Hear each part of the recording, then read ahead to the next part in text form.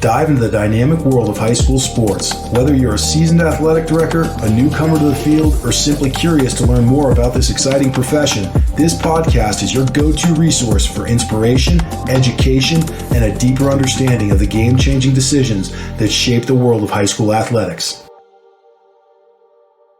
Welcome back to AD 360. I'm Greg Vandermade. We're very excited to bring you episode 4. Today's episode is one that Scott and I have talked about quite a bit, and I'm sure it's been on the forefront of many conversations, both nationally as well as globally. Today's topic of conversation that we're going to cover is going to be AI. We want to talk about how athletic directors can best use AI, not only to be more efficient, they can use it for strategies to promote their programs, also leverage it to streamline processes for recruiting and hiring, game management coaches, etc. So there's a ton of ways in which we can really leverage this technology. Scott, how are you doing today? And are you ready to talk a little bit of AI? Hey, man, I'm great. You? I'm doing great, man. AI, man. I think the timing is, it's probably already late for the timing, but I'm ready to go. Awesome. How much experience you have with AI, just like in your normal business and work, regular life right now? Are you using it a lot, or? I've started using it more so. I would say that I would probably be a novice. I know that you have quite a good wealth of it, which is why I think it's going to be great for us to talk about this today, because you can really take some of the experiences you've had and relay it to athletic directors and how they can leverage it. From my personal experience, I would be lying to you if I didn't tell you that Chat GTP has been a huge one that I've been using just for a multitude of different things, researching things. If I'm sending something off, I want to make sure it presents well. You can leverage it that way. So from a personal standpoint, I've definitely been using it. How about yourself? If anybody out there can feel me right now, 7th grade math. Like, I need 7th grade math help, maybe more than I need help with my real job. So definitely try and leverage it. Photo math's pretty cool, by the way. But definitely try and use that for some things for 7th grade. Side note, my daughter just got in trouble for using too much AI on her paper in school. Guarantee she was wrong and used it too much. I just think it's such a good conversation to have, because I don't think schools even have this down yet in terms of a formula for how much AI can a kid use? How do you use it ethically? It's being used every day in people's real lives and everyday professions. And so I think schools have to be able to sort of answer those questions. And why not let athletic directors be on the forefront of this at this point? So let's go. All right. Fantastic. Well, I'm sure the people are curious about how this conversation is going to go. So let's just dive right into it. As you had mentioned, you've been seeing AI getting used across all different types of channels, workplaces and different environments, school settings, obviously. From a high school athletic standpoint, I know you wanted to give some of those that are watching some prompts and some things that they could leverage with Chat GTP. So would you like to dive in and kind of just demonstrate some of the ways in which we can leverage this? Yeah, I think that makes sense. Listen, I'll give you just some of the things that we can look at: creating articles, job descriptions, safety plans, press releases, surveys. I had an athletic director yesterday said, "Hey, Scott, we just brought in your company's products, like websites and mobile apps and stuff and communication tools, to our school this year. And I actually want to survey my community for their feedback. How do they like it? How's it working? Do you have anything?" And I'm like, I called our marketing team. "Do we have anything?" And they said no.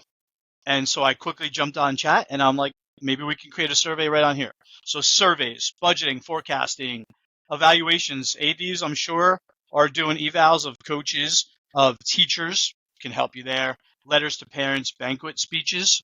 Those are all some of the things that are top of mind to me that we should probably take a look at. And if you want to, we certainly can head in that direction right now.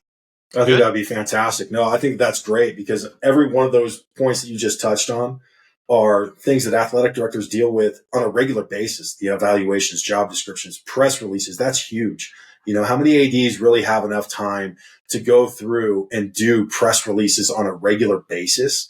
So if we're able to highlight some of this and be able to show some people some prompts within there and how they can leverage that, that's going to be a huge value add for ADs across the country. Okay.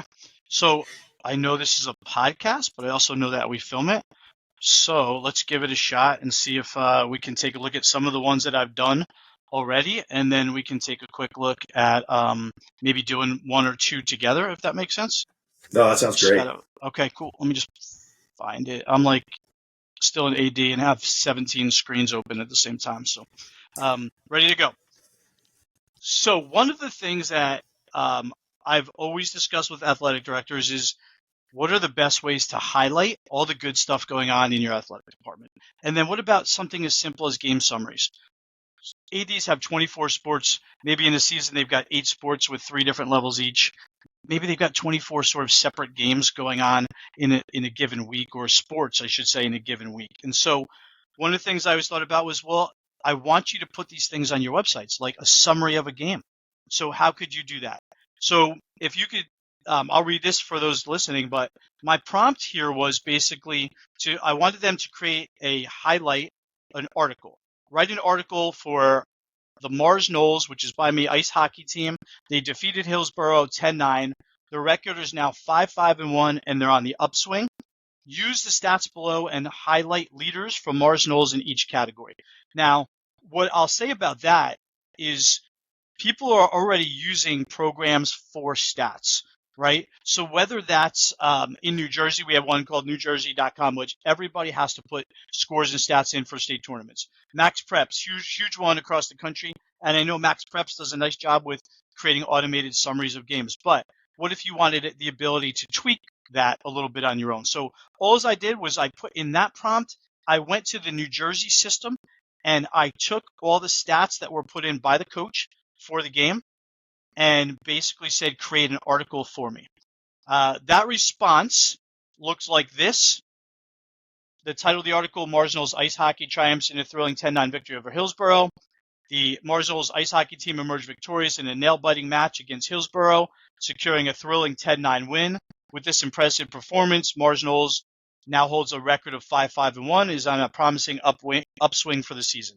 That kind of took a lot from my prompt, but what I thought was really neat is from those stats, it basically summarized those stats. So each kid, you'll see a kid named Luke Dickerson, great athlete, going to UVA, I think, for baseball. 5 goals, 1 assist, 6 points. And did that for all the kids who scored that day, did it for the opponent. And then what I thought was really neat is it created a standout performances area. I did none of this. So Luke Dickerson showcased his scoring prowess with an impressive 5 goals, contributing significantly to the team's success. Another kid had a balanced performance with 4 goals and 2 assists, playing a crucial role in securing the victory. And then there was a little bit about a third kid. Outlined the goaltenders, how many saves, how many shots against, save percentage. And then it created a nice conclusion, which said Mars Knolls Ice Hockey team showcased resilience and skill in the thrilling victory against Hillsborough. Dynamic scoring from players like Luke Dickerson, Jake McLeod, combined with a solid goaltending performance, has propelled the team to a 5-5-1 record, so forth and so on. So right off the bat, I could copy and paste this into an article, put it on my website, and I've got something that's really strong. And it literally took me maybe 30 seconds to create that with the right prompt. Which is huge, because imagine, put ourselves back in our former lives, right? And you're tasked with putting something like this together. How much time is that going to be out of your day or evening? Let's be honest, this isn't going to be something that you're going to be able to have during your regular business hours, if you will, because of all the other fires that pop up. But just the value of being able to put in specific prompts and generate this amount of content for a press release. You could also probably dice that up, I would assume, and leverage this too for social media posts and taking some of this information out and highlighting your athletes. And, all of us have recruiters that are coming by talking about kids. This is a way for you to even just keep stats on your student athletes and seeing how she or he is doing when they come by and ask about certain things, right? Agreed. Again, it works so well, Greg. Like, it saves so much time. I'm not going to go through and read all the responses to these. We'll be here all day. But again, let me give you a few more prompts and tell you that what ChatGPT created from these prompts, literally life-saving, time-saving, incredible. So I threw another one in, create a job description for a high school varsity boys soccer coach for the fall season in Northwest New Jersey.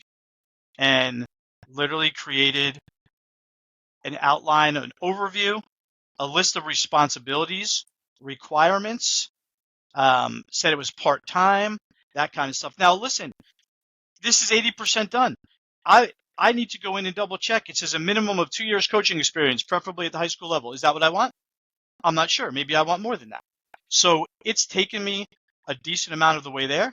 I need to go on and make it work for me and my school. Another one, create a job description for doing security at a high school girls varsity basketball game in Indiana. I want to hand somebody that's doing security a job description. Done. Go in and tweak it, and there's a whole bunch of requirements and responsibilities outlined. Create a high school boys varsity baseball banquet speech for the JV team. The JV team finished with a record of 20 wins and 4 losses. They set a school record for the number of wins in a season at the JV level.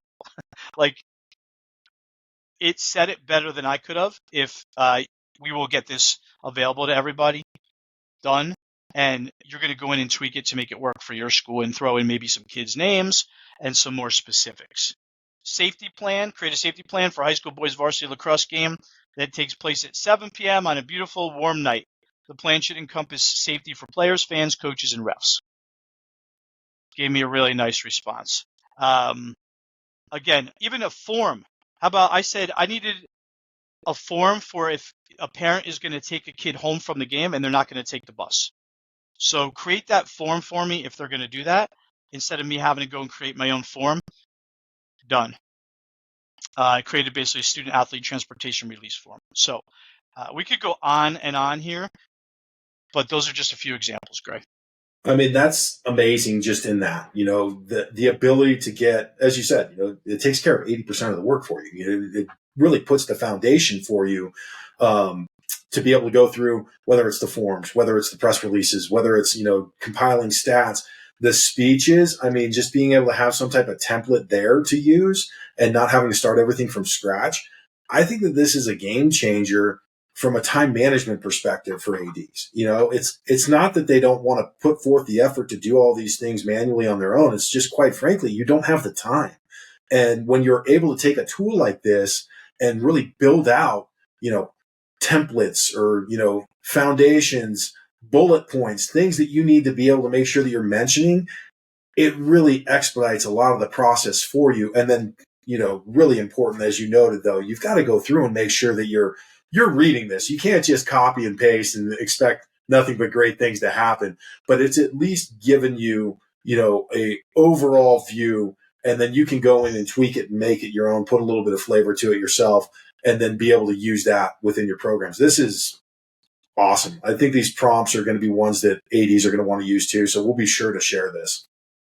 Yeah. And we can maybe even later in the episode, try one together and see how it works out. What do you think? No, I think that's great. Okay. Listen, with the growth of student broadcast programs, right? Like, live streaming is so huge now, as it should be. It allows parents, people from outside of town, family members to watch games in live streamed events. A lot of these might become student broadcast programs. Any thoughts to how this could be a tool for, let's say, commentary or comment, getting ready for that live stream event? And just going off the examples you said, the first thing that's going to jump out to me is in preparation for that live stream. What do you know about the teams that are coming in, who's competing? You could go and you can pull the stat information. You can automatically identify who the leaders are, who are going to be key performers. So as you're kind of adding that color commentary and talking about the teams that are playing, you can highlight the athletes that are probably going to be the difference makers within the game. So your preparation and just getting ready for that contest to be able to know what you're talking about, know who you're covering. So that's going to be number one. I would definitely say number two then is, we come to, let's just call it intermissions. It's halftime of a football game. Maybe it's intermission in between periods for a hockey contest, etc. You can take some of those stats from the game, just pop them into ChatGTP, and they can then give you an overall rundown of, okay, here's how the game's going. Here are some of the key storylines, and being able to use that to your advantage, because there's going to be many times that, student broadcast programs, they do a phenomenal job, but they also have a full workload of classes and extracurriculars and everything else that they're juggling, they're not going to be able to be like an ESPN broadcaster and dedicate a week to Friday Night Lights, right? They're going to have to find ways in which they can use tools to really discuss some of the key elements of the game. And I think that could be a big one, being able to do that, because you could do it live as you're going through the contest. You could type things into your chat, into the prompts, and being able to use that. I think that's a great tool for them to be able to leverage. I mean, that's kind of a cool thought, being able to do it live. People can do as much as they can to prepare for games, but during the game, I don't know. What if something weird happens in the game? What if, I don't even know the example, but strange happens and you want to see if it's ever happened before at that school or in that state? Get some perspective on it. Give it a shot and see what happens. Even I'm thinking live streaming, perfect, but what about for the announcer at that football game to prepare before the game? So it's not just the live stream. What about just, again, that football game announcer who's everybody who's actually live hears? They could use it too, no? Absolutely. Because for the same reasons that the live broadcast is going to be able to use it. They can do their research. They can, for some of it, it may even be just a pronunciation guide too. That's something where you could sit there. I mean, it'd be certainly helpful on that front. I know that I've butchered many names as I announce them and feel terrible for it after the fact. So being able to use that, I think, is really going to assist in the live coverage of events. Man, New Jersey is such a melting pot. I've struggled so much at times for pronunciation of games. I swear I was at a state sectional final game one time and I was doing starting lineups and I had to pull kids from the other school to come up to the press box with me to basically help me pronounce names before I even went on there. So I think that's pretty cool. I'll give you one along those lines. So this is back in my coaching days, and it's beginning of the year, and we've got a whole list of new kids that are coming in, and it was one of my soccer teams. And I'm going down the list, and I come across this name, and I just pronounced it as I read it, and I'm like, Schuler, and I felt like I was in Ferris Bueller's Day Off because I just went Schuler, and then finally the young man speaks up and goes, it's pronounced Skyler, and I looked at him and I go, I think it's going to be Schuler now. So I think that a pronunciation guide might have helped me there a little bit. Yeah, there's been times when I needed to buy a vowel. And I'm like, come on, somebody. I need to buy a vowel here. So I'm with you. Well, fantastic. Okay, so next question that we can talk through is going to be, how can athletic directors use this technology to make sure that we're providing equitable coverage for all programs? I think maybe it's a budgeting or a forecasting thing and trying to plug in some numbers that you say you need to appropriate a certain percentage of your funds towards either, this gender or this sport, and having that budget created for you to mess around with. That article creation, again, some teams have a lot more support. So the varsity boys basketball team may have people who want to write articles who can help out and do plenty, whereas maybe another team in the school doesn't have that sort of man-woman power. And so why not use ChatGPT to make sure that there's equity and opportunity for every single team to have articles on their page? Maybe it's a staffing thing. Maybe, again, you want to make sure you have enough staffing and that staffing is equitable across all sports. Creating, again, those budgets for coaches and saying, hey, this is how much money you have in your budget to spend each year on equipment and things like that, but tying some equity to that. That's top of mind for me. How about you? No, I think that I would fall directly in line with everything that you just mentioned. I mean, from the budgeting standpoint, obviously that's going to give you your direct visibility in a black and white environment, right? You have the money, you don't. And it allows you to make sure that you're equitably applying funds across all programs. I think the other piece that you touched on, we talked about it earlier too, is just being able to create the various content, whether it's for your social media, it's press releases, etc. There are always going to be those programs that maybe don't have as robust of a support system, if you will, and ensuring that they still get the spotlight on them. And you can put that information out and really help promote those programs. So I think that this could be a tool that ADs are going to be wanting to use to ensure the equity piece across their programs as well. I agree. I mean, use it. Yeah, exactly. I mean, especially use it and get acclimated to it, because it's certainly not going to be going away, right? Yeah, for sure. All right. Stats, data, like those terms are buzzwords today. Stats, data, huge part of athletics in general. We both know that. Yeah. How do you think that this AI technology can be helpful in the analysis and maybe the evaluation of all the stats and data that are starting to become available for coaches, athletic directors, just across high school sports in general? I think that's where my mind goes immediately, is just like being able to digest those stats, right? So one, let's look at it from a coaching perspective. You can utilize that to be able to figure out statistically the team that you're going up against, and entering in that information, obviously identifying who the key performers are, tendencies, being able to leverage that is going to be big. Looking at it from an athletic trainer standpoint, injury rates, is there a common thread? Are they able to really kind of have some predictive measures and models based upon that? For injury history of student athletes, I guess you could look at it too and just continue to dive into it and just kind of scrutinize some of the historical data that you have, and looking back on things that were posted regarding programs in the past. So I feel like there's definitely a wealth of ways in which you can use this from a stat perspective. And I'm sure there's going to be a lot of coaches going into all league meetings, pulling up this information for comparing stats when they're trying to position one of their student athletes to be a first team member rather than a second team member. What are your thoughts? First of all, you sound like a football coach when you use the word tendencies, but I say that in the most positive way. Like, I think a lot of tools have been out there in the past for a football coach to Yeah. leverage those tendencies, but I'm not so sure that they were out there for the fencing coach. I'm not so sure they were out there for the lacrosse coach, and maybe they're not yet.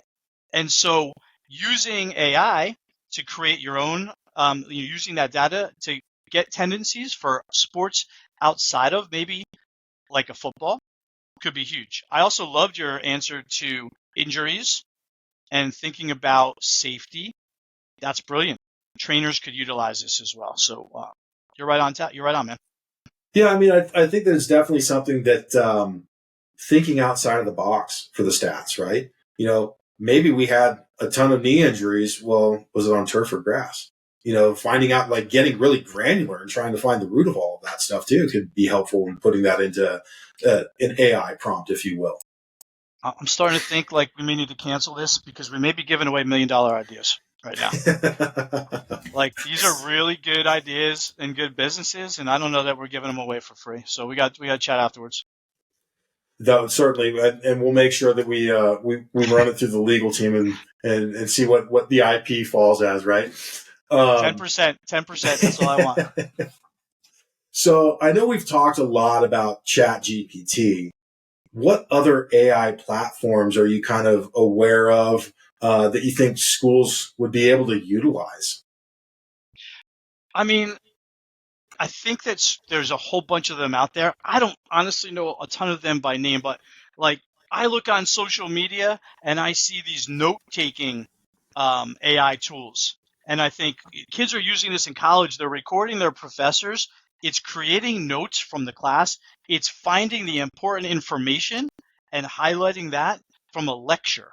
And so I start thinking, well, we go as ADs and coaches, we go to all these different coaching conferences. And some of us might be sitting there taking notes and trying to figure out, like, what happened. And I want to be able to leverage this when I go back to the office. Why not some of those note-taking AI apps that are out there? I think that there are some that can create visuals. And so if I want to create a new logo for the school, or if I want to create something to highlight a kid, there's definitely uses for AI there. A company called FanWord, I'm a fan of, and they help student athletes promote themselves through AI and like generate articles about themselves for NIL kind of stuff. So, hey, I want to highlight some of the good things that I've done. I don't have time to do it myself, or it's not my expertise. And so there's a tool from a company called FanWord out there that helps them kind of promote themselves through storytelling. And I think that's pretty neat too. So, and then you've got, listen, we've said Chat GPT, but there's a whole bunch of other ones out there from some of these big tech companies that probably work extremely well also. I don't know if you're aware of any others, G. I think that you're hitting the nail on the head. And then I also think the way that you can utilize it is by taking some other existing technology and probably taking that information and plugging it in to get some analysis out of it. Going back to just kind of like the performance world of things, right? There's a new company out. It's called Perch. And what they basically do is it's like motion analysis and determining like velocities and things like that, which is helping sport performance coaches, apply loads properly and everything like that.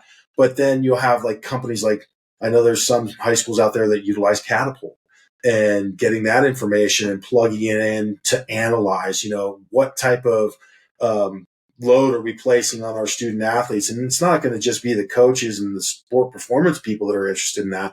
Athletic trainers, as we went back and talking about how they could use this information to identify tendencies that are creating, environments for injuries and things like that. So I feel like it's a combination of, one, there's going to be new and emerging technology that can help you as you're going through your planning and et cetera, but also taking existing technology and getting further information out of what it's providing you. I think that could be a big way in which this gets used by programs throughout the country. Good stuff. Agree. The future, I mean, you kind of mentioned it a little bit just now, but the future of AI and athletics growing as tools to complement one another, working together with these two tools. Any thoughts on like crystal ball? What's it going to look like? Well, I think first and foremost is there's going to be those that are early adopters and find great success by using the information that's out there. And then there's going to be late adopters, but I think along the timeline, everyone's going to adopt it in some fashion. So it becomes more advantageous to get on the bandwagon early and start learning about it, playing around with it, seeing how you can use it in your programs. But I think eventually it's going to become the norm. I also think that there's going to become expectations because of it, because people are using it to promote, to, analyze, provide information for various evaluations and things like that. It'll become an expectation that you know how to leverage it. And it's just another tool for ADs to have on hand. So I definitely think that it's not something that's going away. It's only going to be something that continues to grow.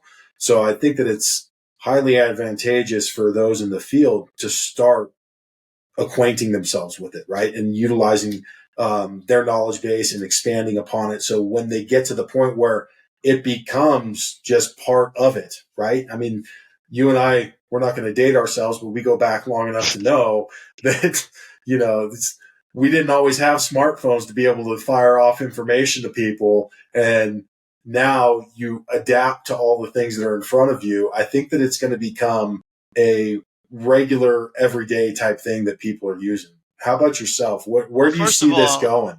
First of all, did like your third or fifth grade teacher say to you at some point you're not going to be carrying a calculator around with you at all times? So you need to figure this out right now. Yeah, I think I need to go back to Meadows Elementary and have a conversation with Mr. Mackey. Right.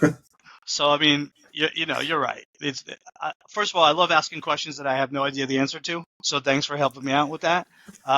In the end, though, here's the thing: ADs work hard enough, and so that mantra of work smarter, not harder, may apply to ADs more than anybody else that I can think of.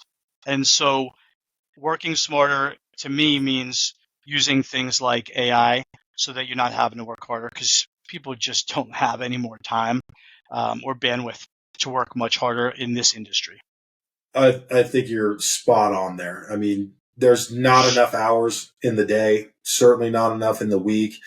ADs are bringing so much home to work with as is. If there's a way for you to alleviate some of those pressures, certainly learn more about it and begin to implement it within your day-to-day professional life, right? Yes, sir. So kind of keeping it a little bit with that theme, do you see AI being used to help ADs in the hiring or recruitment process? I know we touched on it a little bit earlier, just like the prompts and creating job descriptions. Do you think it could be used to sift through the dozens, or if you're a prominent enough program, lucky enough to have this problem when you're hiring, hundreds of resumes that come through? This question I might know too much about, and it might be a double-edged sword. So, friends who are in like the recruiting industry and hiring, and most of them are using tools that do exactly this. They basically take all those resumes, cover letters, and the AI decides on who you should interview. Pretty neat. What I think when it comes to this personally is almost that argument of data-driven versus data-informed. I personally think for this one, I wouldn't use AI as much because I think you might miss out on some of the nuances that you might see in resumes, cover letters. And I wouldn't want to not have a look, let's say, at somebody just because AI told me these are the 10 people that you should interview. So those tools are already out there. And if people think that that's a great idea, I know that there's tools that they can use and make their lives, like, quote, easier that way. I worry about it a little bit. What do you think? Yeah, I think similarly to you, because there's going to be, I mean, some of the best people that I worked with may not have had the most glamorous resume, right? They may not have had the elegant representation of a cover letter and stuff like that. But then when you look at it and you start kind of analyzing what they were accomplishing or had accomplished, you put them in the okay maybe pile, right? And you're going through all of them. You have your stacks of maybes. And it's like, hey, these are the ones that we want to bring in and like actually talk to. And I feel like some of those that ended up in the maybe pile and ended up being hired may have been omitted if we were just looking for catchphrases, keywords and identifying it that way. So I think your point resonates well, especially at the high school level, because it's such an interpersonal relationship development realm that you're in, that I think that I would be very cautious of just dumping all the resumes in there and just kind of hoping for the best. It's almost like you're spinning the roulette wheel and hoping it ends on 00 every single time, right? So I certainly agree with you from that standpoint that you got to exercise caution on that, because you may miss some hidden gems if you're just relying on catchphrases and keywords identified by AI. Yeah. All right. So I will say, and I think we should take it home with this. Let's pull up chat. And what about interview questions, though? I don't know that I'm into the idea of like screening for who I'm going to interview. But what if we try to figure out with chat creating some interview questions that we can ask once we have those candidates kind of out there? I think that would be fun. I'd like to do that. All right, let's do it. Let me pull up chat. And all right, so since I do this all the time, I'm putting some pressure on you right now, man. Give me some things that I would put in here for this prompt. What job who are we hiring here? Let's say that we're going to hire a head varsity girls volleyball coach.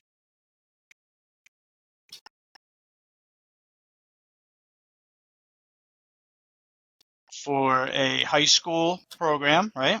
Correct. All right. And then I think, let's talk. Probably you want to talk about like the level of that program. We have a history of success. Are we trying to grow this program? I would probably throw something like that in there. Let's go with a growth minded one, right? Because I feel like with the well established programs, you're going to get a good amount of applicants as is, and you're probably going to have an idea going into it who you're trying to target. So let's go with something that's more growth oriented. All right. So I started, you're going to finish. This is a newer program that is looking to grow and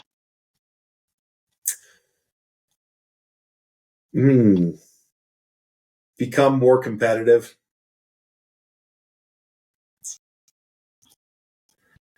Like it. What else you think? What else you want to kind of outline that we can put into the prompt? I think that we would want to try and identify, maybe their experience level. Would that be something we want to include into the prompt? Okay.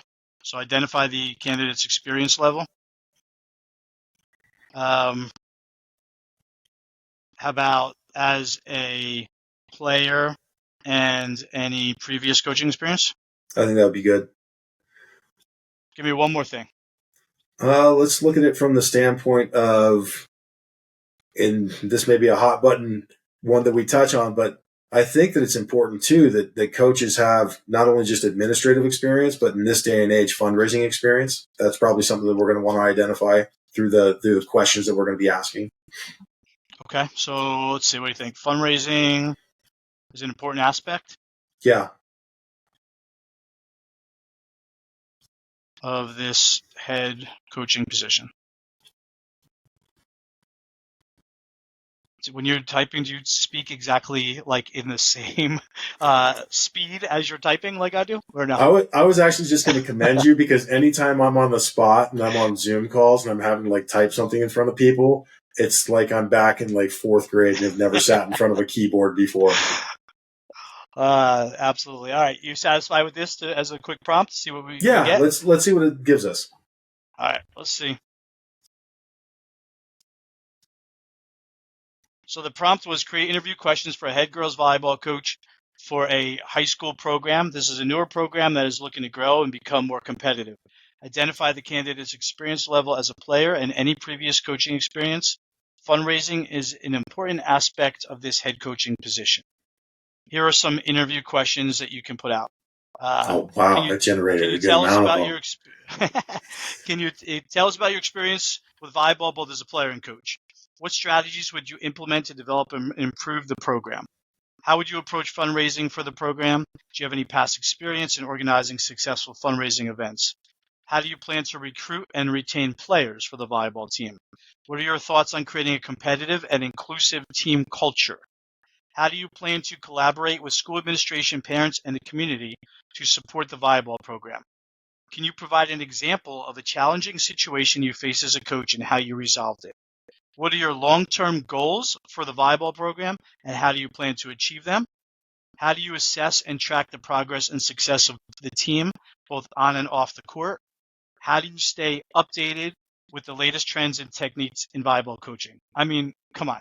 Like, I know the first three questions kind of sounded very much like the prompt, but what about the rest?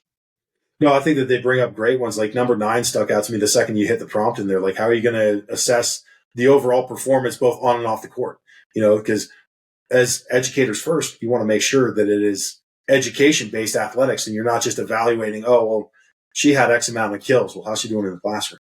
You know, and I think that those are important questions that it generated just on its own. So that's pretty awesome. It's pretty exciting to see how this can be used to assist some of the day-to-day tasks that you don't always have the most amount of time for, right?